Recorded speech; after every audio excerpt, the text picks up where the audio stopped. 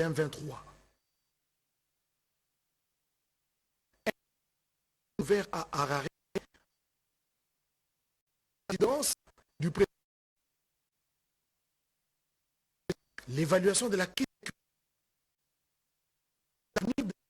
de la SADC en République démocratique au cœur des échanges entre les 16 pays membres, dont la RDC. À Kinshasa, vendredi 31 janvier 2025,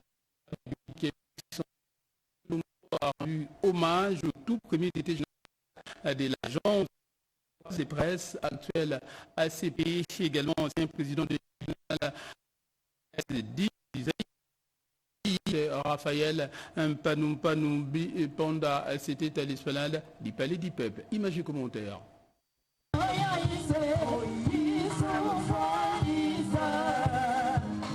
La vie du patriarche Panou Bipanda Raphaël est une empreinte marquée dans l'histoire de la RDC qui aujourd'hui inspire et rappelle l'importance de l'engagement citoyen.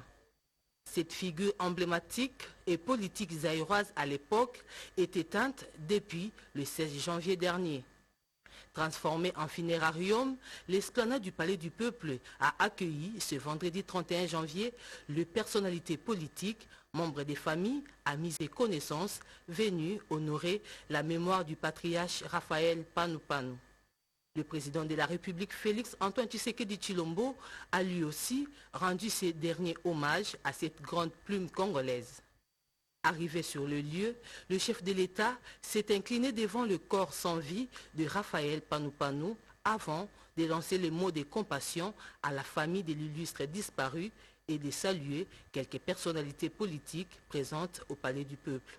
Le pèlerinage de Raphaël Panou sur la terre était d'une grande contribution pour les pays dans les secteurs où il a évolué de son vivant. Né le 12 décembre 1936, Raphaël Panou Bipanda était un homme dévoué, engagé et passionné par l'écriture pour la cause nationale. Ce qui fait de lui le tout premier directeur général de l'agence zaïroise des presses, l'actuelle ACP, et aussi le président de l'Union nationale de la presse du Zaïre, l'actuelle UNPC, entre 1971 et 1990. Raphaël Panou est parti dans l'au-delà, mais son vécu reste un exemple à suivre. Et dans le reste de l'actualité, la Première ministre Judith Suminwa a réuni son gouvernement afin de définir les actions prioritaires pour venir en aide à la population de la partie est du pays, victime des atrocités des guerres actuellement, et soutenir également les forces armées de la République démocratique du Congo engagées sur le front de bataille contre les ennemis de la République démocratique du Congo. Reportage. Quelques heures après l'adresse du président de la République sur la situation sécuritaire dans le Nord Kivu, la première ministre Judith Suminwa Tuluka réunit son équipe avec pour objectif de répondre aux instructions du chef de l'État sur les actes à poser en faveur de nos compatriotes civils, tout comme militaires de Goma particulièrement. Il faut savoir que l'arme la plus redoutable dans une guerre, c'est le peuple, et il est nécessaire que pour le président de la République, tous les peuples soient mobilisés. Il était question pour nous, autour de la Première ministre, d'analyser toutes ces questions. Mais vous avez aussi suivi le président de la République dire qu'on allait procéder à une réduction du train de vie des institutions. À ces propos, les ministres des Finances et celui du Budget ont déjà commencé des réflexions pour faire très rapidement des propositions au gouvernement pour voir dans quelle mesure les institutions, les acteurs institutionnels pourront être le premier à montrer l'exemple pour la nécessité, en tout cas, de contribuer à l'effort de guerre. Toutes les batteries sont mises en marche pour répondre en urgence à l'appel du commandant suprême, mobiliser les ressources nécessaires et prendre des décisions idoines. Les membres du gouvernement ont réitéré leur indéfectible attachement à la vision du président de la République, mais aussi et surtout à la nécessité pour tous les Congolais de se ranger derrière lui en ces moments cruciaux de l'histoire de notre pays, pour que chacun, dans le domaine qui est le sien, puisse contribuer à la défense de la patrie, qui est pour nous tous un devoir sacré. Le gouvernement de la République reste mobilisé autour de la Première ministre. Chaque énergie engagée doit contribuer à l'effort de guerre. La population est appelée à la solidarité et à la défense de la patrie. Et les ministres des Pêches et l'Élevage, Jean-Pierre Chimanga, appelle à la collecte des fonds pour soutenir les forces armées de la République démocratique du Congo engagées sur les fronts de bataille. Il appelle également les jeunes Congolais à s'enrôler massivement au sein des FARDC. Question de défendre la République agressée.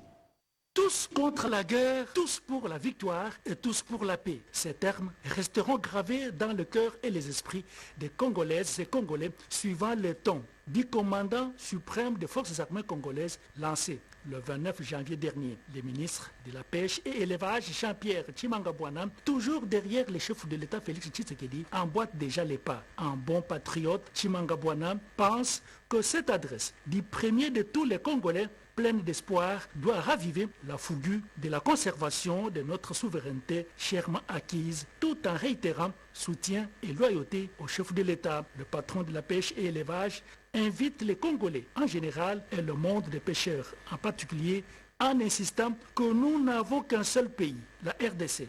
Un seul chef de l'État, Félix Tshisekedi, et une seule armée, les FARDC. Cette agression rwandaise ne concerne pas seulement le président de la République, mais c'est toute l'identité du Congo qui est remise en cause. Si jamais nous ne nous prenons pas en charge, le Rwanda, agresseur, aura de l'ascendance sur nous, même plusieurs décennies après. La seule façon de conserver notre souveraineté et notre intégrité, c'est d'apporter notre soutien aux FARDC et aux patriotes Wazalendo. Il appelle ainsi tous les jeunes à s'enrôler massivement dans les rangs des forces armées pour lesquels les chefs de l'État viennent de solliciter des moyens colossaux en réduisant les trains de vie des institutions, de la République et des animateurs. Pour les ministres de la Pêche et l'Élevage, l'heure n'est plus aux divisions. Il faut dénoncer toutes les tops qui sont de connivence avec l'agresseur car il va de notre honneur et de notre grandeur en tant que nation.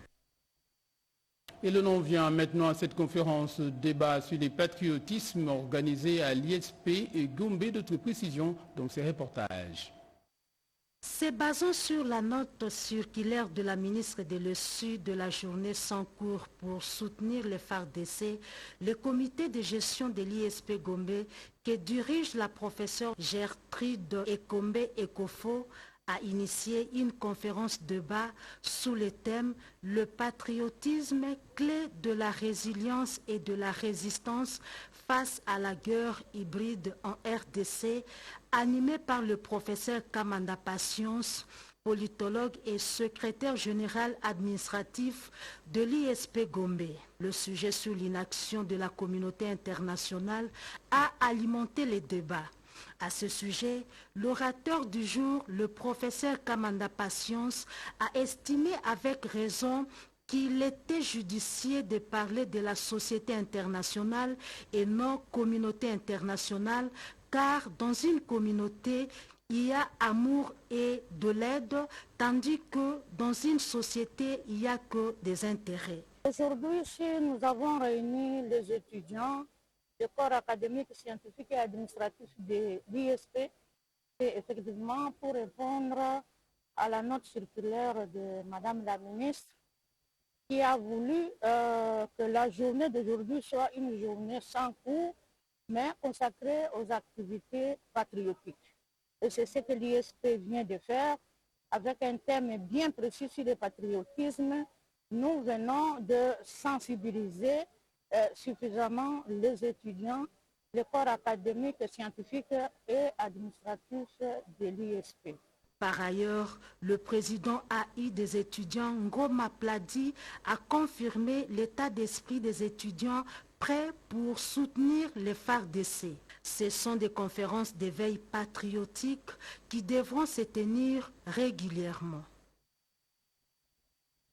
L'intersyndicale nationale du Congo salue la décision du président de la République, Félix-Antoine Tshisekedi Tshilombo, de ne pas s'entretenir directement avec les terroristes du M23. Son président national, le président national de cette organisation syndicale, Guy Koukou, appelle à un sursaut patriotique derrière les forces armées de la République démocratique du Congo et les Wazalendo engagés sur les fronts de bataille contre les agresseurs. Reportage.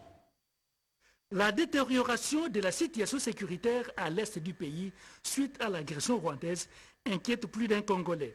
L'intersyndicale nationale du Congo soutient la décision du chef de l'État, Félix Antoine Tshisekedi Tshilombo, appelant les Congolais à garder une attitude de guerre et de combativité. L'intersyndicale nationale du Congo a profité de l'occasion pour plaider pour l'accroissement de la motivation des hommes en uniforme plantés au front. Pour Guy Koukou Guédila, tout Congolais devra se ranger derrière les FARDC, mais aussi derrière cette décision responsable et courageuse du président de la République, à savoir pas de négociations.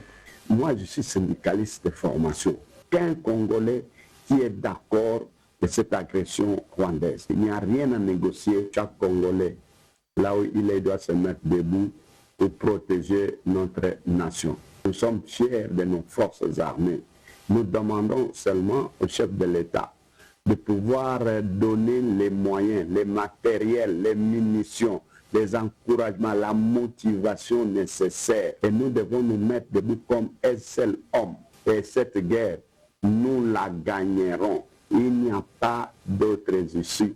L'intersyndicale nationale du Congo rassure les compatriotes de l'Est de sa proximité et encouragement à maintenir la résistance car le peuple gagne toujours. Autre chose à présent, le président de l'Assemblée provinciale de la ville de Kinshasa était à Kimbantseke, à Mikondo. Plus précisément, il a échangé avec la population de cette partie de la capitale autour de l'insécurité. Reportage.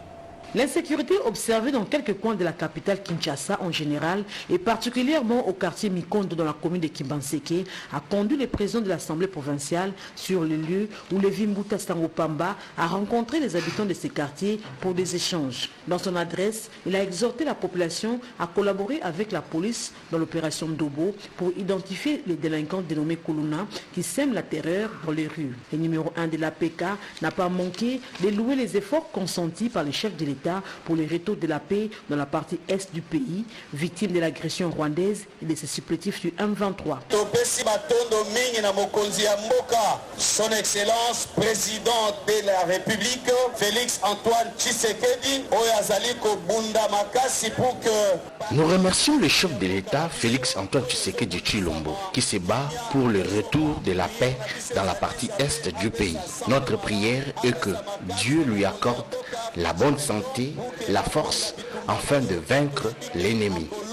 Pour terminer, l'honorable Levi Mbuta a rassuré la population de Kimbantseke sur le démarrage dans le tout prochain jour des travaux de réhabilitation et de modernisation de l'avenue Njoko, Mobutu et Mokali sur initiative du chef de l'État. Pour faciliter le début de ces travaux dans ces quartiers, il leur a invité à accepter volontairement l'indemnisation d'expropriation. Et dans l'actualité également, un protocole d'accord a été signé pour la construction d'un hôpital de référence pluridisciplinaire à Maluku entre l'autorité urbaine de Kinshasa et les représentants de la société TGCC, et c'est là dans le cadre du projet d'extension à la ville-province Kinshasa. D'autres précisions dans ce reportage. Le projet d'extension de la ville de Kinshasa ne cesse de prouver son sens d'organisation, de maintien et de crédibilité. Le mercredi 30 janvier dernier, réunis pour le projet d'une grande plateforme hospitalière et d'autres infrastructures, les investisseurs marocains, belges et français du groupe I2G/TGCC ont signé un protocole d'accord avec la coordination stratégique du projet d'extension de la ville de Kinshasa, représenté par Thierry Katemboué, coordonnateur principal, et le gouverneur Daniel Bumba Loubaki. Le projet consiste à construire une plateforme hospitalière avec un premier centre d'oncologie avec des solutions de financement et d'expertise apportées par le consortium belgo-marocain I2G-TGCC selon les modèles économiques des investisseurs de développement du projet. Salue le CSSP-EVK pour le travail de réflexion et de préparation du concept de ces projets réalisés et finançables. Un projet qui était bien pensé par le comité et son équipe, un projet pour lequel nous avons apporté des solutions de financement, nous avons apporté notre expertise et celle de notre partenaire I2G pour la construction d'un hôpital de référence. Nous, étant donné que nous sommes justement en train d'essayer de marquer et de pouvoir entrer directement dans le plan d'action du chef de l'État cette année en démarrant les grands projets, on a choisi principalement 3 projets pour démarrer, dont justement 2 que je viens de citer, l'industrie et l'hôpital avec IDG TGCC. Le contrat signé s'inscrit dans le cadre de grands projets de l'extension des AG de Kinshasa, projet aligné dans la droite ligne de la vision du président public. Nous sommes arrivés à ce programme-là et nous avons mis ça en avant-plan. L'ensemble des travaux prendra au moins 24 mois, soit 2 ans. Entre-temps, les travaux de réhabilitation de l'avenue Matankumu au quartier sans fil dans la commune de Massina évoluent normalement bien depuis le lancement. Le constat a été fait par quelques élus provinciaux. C'était lors de leur descente sur les lieux. Reportage. L'avenue Matankumu, tronçon compris entre l'entrée sans fil et l'antenne RTNC au quartier 1 de Massina, s'apprête pour revêtir sa plus belle robe dans un bref délai. Les travaux de réhabilitation vont bon train. Constat de l'honorable Francis Chibalabala qui s'est rendu sur le terrain en compagnie d'autres élus provinciaux ainsi que de notables de la commune de Massina. Cette initiative témoigne de la volonté du gouvernement provincial de Kinshasa et du président de la République Félix Tshisekedi d'améliorer les cadres de vie des Kinois. C'est une occasion bien trouvée pour ces élus de Kinshasa de rappeler l'importance de la mobilité urbaine, élément contributif dans le développement de la ville avec une circulation fluide d'une part et l'amélioration de la sécurité routière d'autre part. Aujourd'hui, nous sommes en train de vivre justement l'exécution des travaux et je crois que c'est un sentiment de joie personnellement. Je me suis battu pendant 5 ans pour que cette avenue soit construite et je l'ai même fait inscrite dans les budgets à 3 reprises. Les notables de Massina ne sont pas restés indifférents pour saluer cette inspection des travaux de leurs élus. Ce que nous avons rêvé dans notre sans fin quartier commence à être visible. Acclamés par la population de cette municipalité, ces travaux de réhabilitation ont été perçus comme une véritable bouffée d'oxygène pour l'intérêt général des habitants de la commune de Massina. Un clin d'œil a été jeté sur des échanges de vœux entre la population, les notables et les députés pour projeter une année de bonheur, de santé et de prospérité. Le cadre permanent de la femme congolaise a récemment tenu à Kinshasa son assemblée générale élective. Les travaux se sont clôturés et ses notes de satisfaction. Le cadre permanent de concertation de la femme congolaise, CAFCO, a désormais une nouvelle équipe de dirigeants. Grace Lula est la nouvelle directrice exécutive de cette organisation qui milite pour la promotion du genre et des droits de la femme en République démocratique du Congo. Élue avec 92 voix à ce poste, elle est secondée de Mimi Mopunga comme directrice exécutive adjointe. Honorine Bokachanga est chargée de l'administration et logistique. Josepha Pumboulou, chargée des programmes, et Régine Pakassa gère les finances avec 3 commissaires aux comptes. CAFCO voudrait que les 5 années à venir, dans l'équipe qui vient d'être élue, qu'on puisse faire rayonner CAFCO au-delà de nos frontières. Tout s'est passé en toute sérénité et on espère que l'équipe que nous avons mise en place pourra aussi défendre CAFCO comme dans le passé. Ces élections ont eu lieu à Kinshasa à l'issue de la première assemblée générale extraordinaire organisée 20 ans après la création des CAFCO. Dirigée par l'honorable Marie-Ange Lukiana Moufankolo, cofondatrice de l'organisation, a permis aussi de revisiter les statuts et règlements intérieurs des CAFCO en y apportant quelques changements structurels pour la bonne marche de cette plateforme, étant donné que ces textes étaient devenus obsolètes. Rose Mutombo Kiese, ancienne présidente, a cédé les bâtons de commandement à Grace Lula en émettant le vœu de voir les femmes poursuivre la promotion des droits de femmes. Le Conseil national de l'Office national des produits, le Conseil d'administration de l'Office national des produits agricoles a exprimé dans une déclaration son soutien au président de la République Félix Antoine Tshisekedi Tshilombo pour la restauration de la paix dans la partie est du pays, également aux forces armées de la République démocratique du Congo engagées sur le front de bataille contre les agresseurs. D'autres détails dans ce reportage. Ils ont tous pris part à cette dernière session du conseil d'administration dirigée par Maître Mouké Mkengeshai. À l'occasion, le président de cet organe de contrôle de cet établissement public a réitéré son soutien au commandant suprême de FARDC et appelle les jeunes à s'enrôler massivement pour barrer la route à l'agresseur. Tous les agresseurs de notre pays, afin qu'ils soient défaits totalement, défenestrés et boutés dehors de notre territoire national. Nous souhaitons ce succès particulier au président de la République, commandant suprême, qu'il ménage aucun effort pour que les forces armées de la République démocratique du Congo soient dotées de tous les moyens nécessaires afin de gagner cette guerre. Il était aussi question pour lui de présenter le programme quinquennal et les prévisions budgétaires sur l'exercice de 2025-2026. Ce programme vise deux objectifs. Répondre concrètement à l'engagement du président de la République, Félix Antoine Tshisekedi Tshilombo, sur un des aspects majeurs de son programme pour lequel le peuple congolais l'a placé à la tête de notre pays. Il s'agit de la création des emplois et de la diversification de l'économie nationale en se basant sur l'agriculture. C'était aussi l'occasion pour lui de plaider pour que les subventions de l'État 2024 bloquées à la chaîne de dépenses soient libérées pour permettre à l'ONAPAC de retrouver son image d'antan.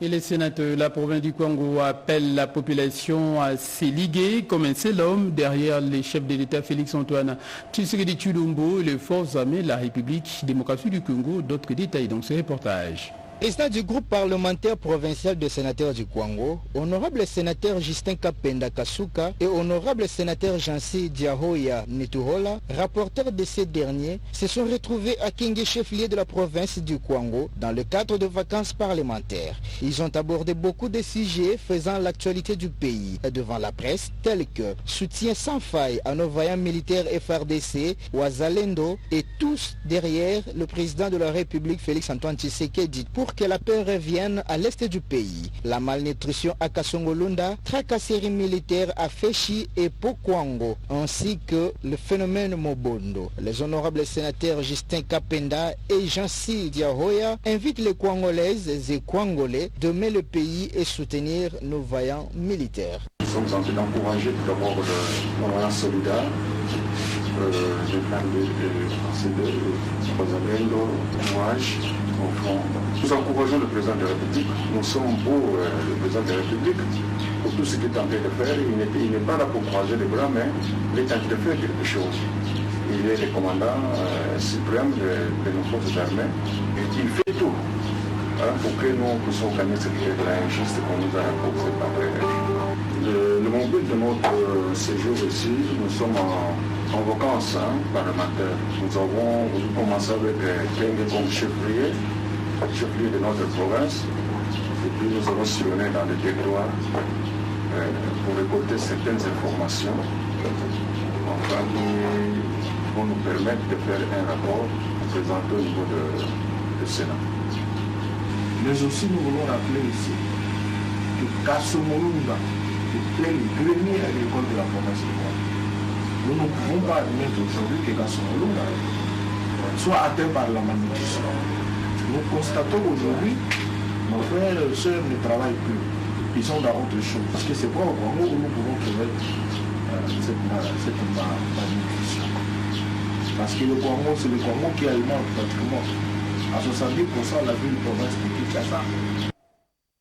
Et le ministre provincial de l'Agriculture de la Tchopo a procédé à la remise officielle des 5 unités de transformation des associations paysannes agricoles. Explication dans ces reportages. Ces unités de transformation devront soulager le paysan qui, après le récolte, était obligé d'effectuer environ 200 km Yangambi-Kisangani par fleuve ou par route pour obtenir de la farine de manioc ou de maïs. Cette dotation vient résoudre ainsi un problème crucial dans le paysage après le succès enregistré dans la production en respectant la bonne pratique agricole vulgarisée par les CIFOR, ICRAF. Ces associations bénéficiaires du jour comptent plus de 200 paysans et cultive 500 hectares de champs agricoles par an, a indiqué Clément Jachomponko, expert en CIFOR. Il est de notre responsabilité de pérenniser cet élan et de continuer à investir dans l'agriculture durable. Pour la FAO, cette intervention s'inscrit dans le souci de contribuer à la lutte contre l'insécurité alimentaire, nous dit Serge Sambi de la FAO. La FAO, dans son mandat, a pour rôle de lutter contre l'insécurité alimentaire et la faim, d'améliorer la production agricole, mais également d'améliorer les revenus des paysans et surtout de réduire la pénibilité de la tâche, principalement de nos mamans.